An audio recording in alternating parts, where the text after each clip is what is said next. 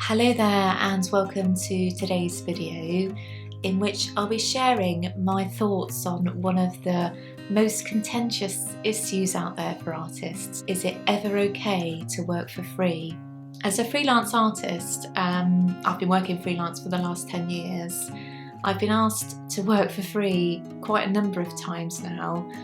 And yeah, it's never a question you want to be asked, I have to tell you. I would say that the most common kind of scenario in which I'm asked to work for free is a company will send me an email and basically say we have no budgets or money for this particular project, but we'd really like it doing and you're the #1 artist we had in mind, and if you do this we'll give you exposure. Ugh, I can't tell you how much I absolutely hate that word.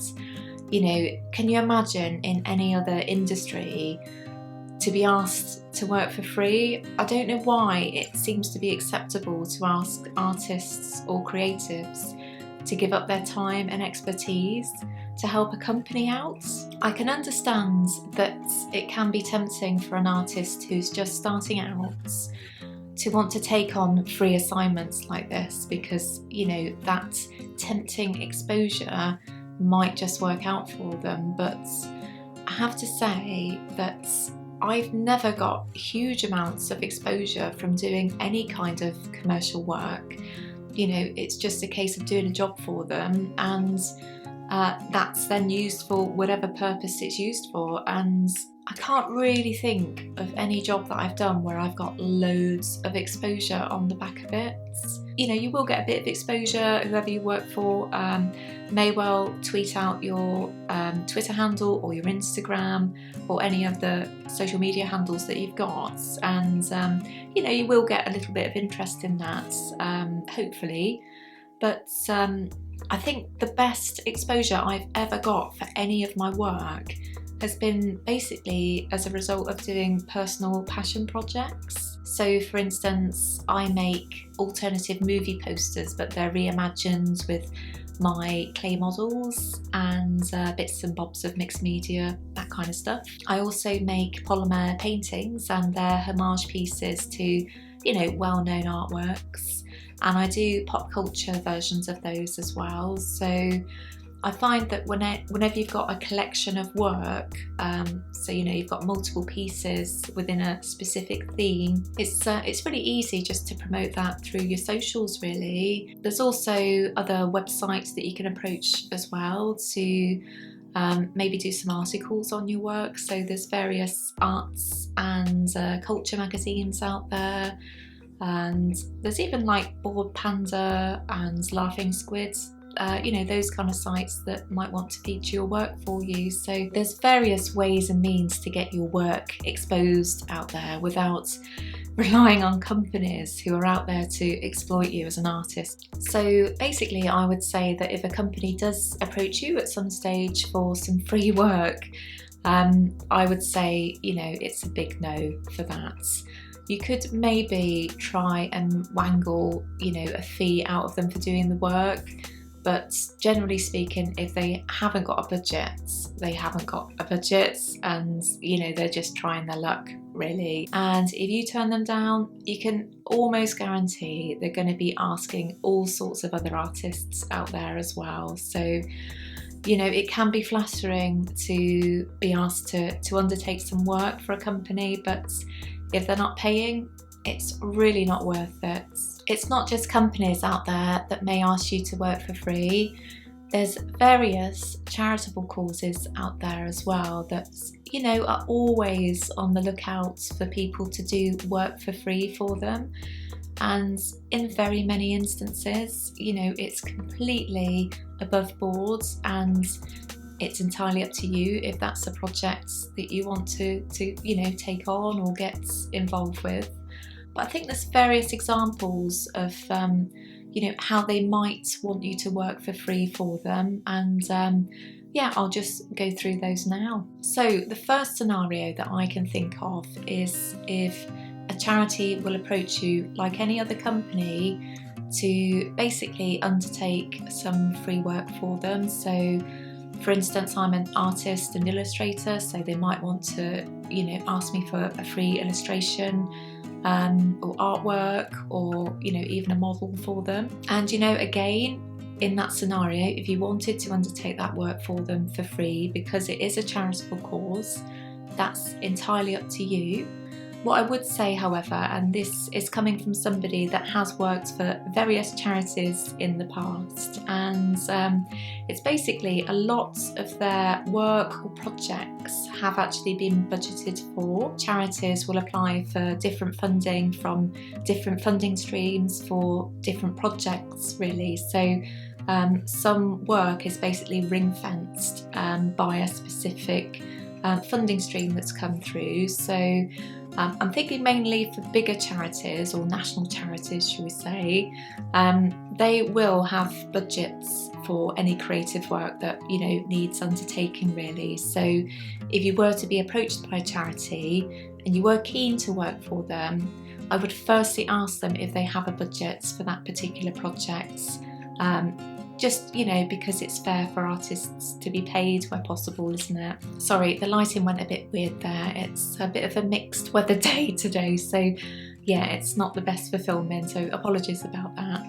Another scenario of working with a charity is when they do like a call out for artists to get involved with a specific project or theme.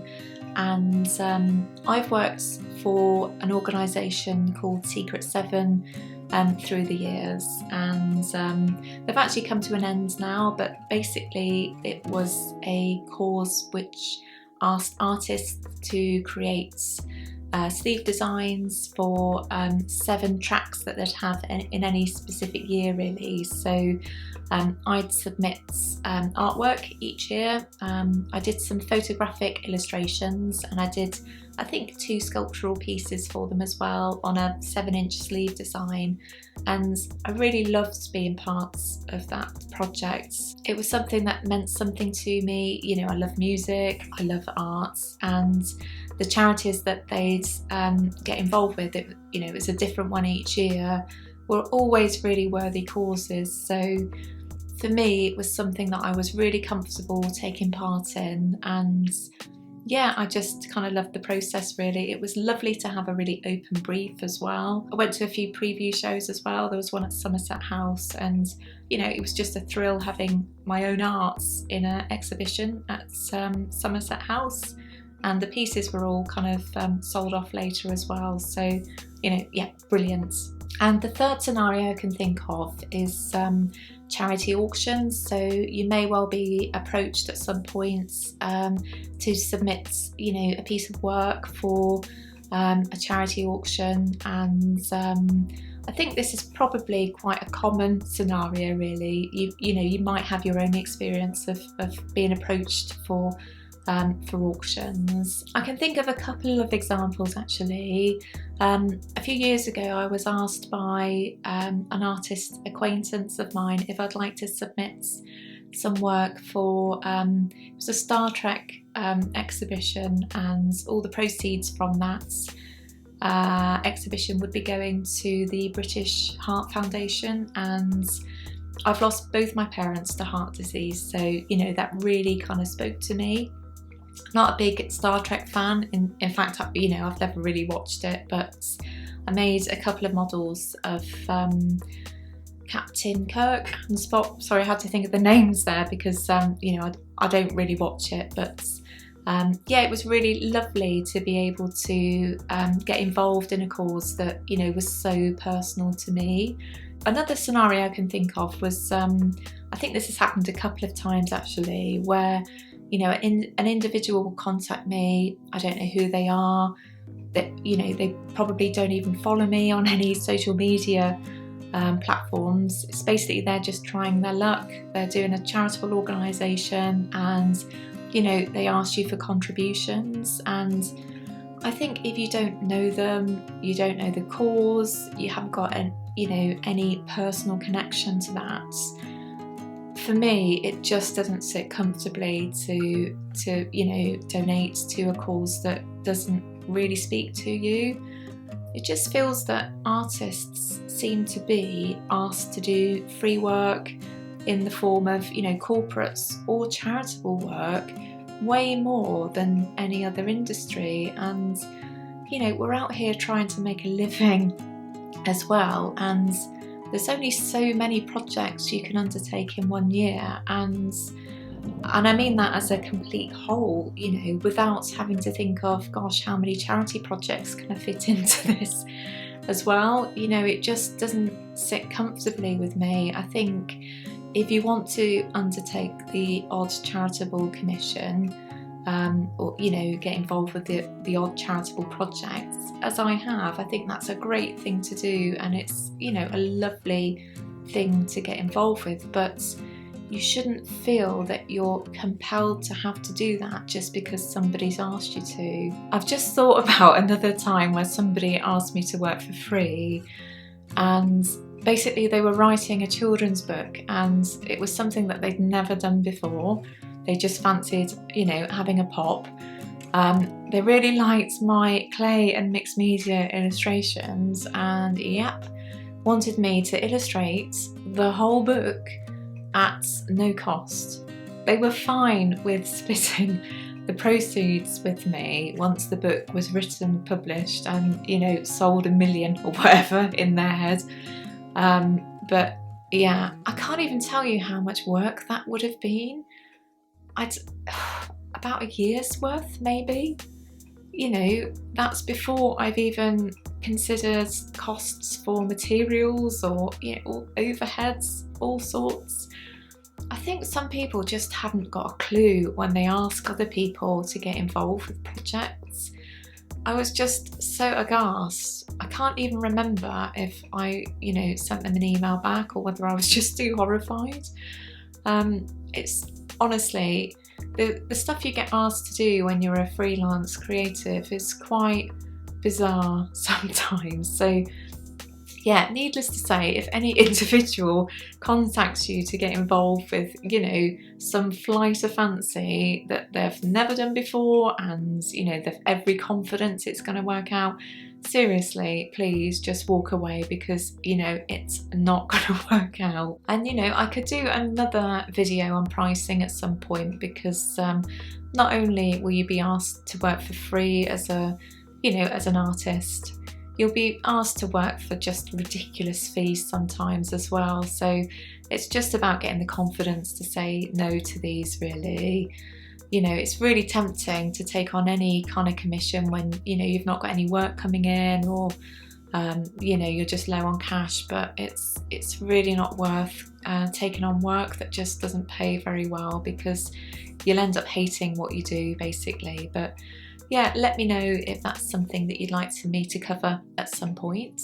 And I think that's it for today. Let me know if it was useful.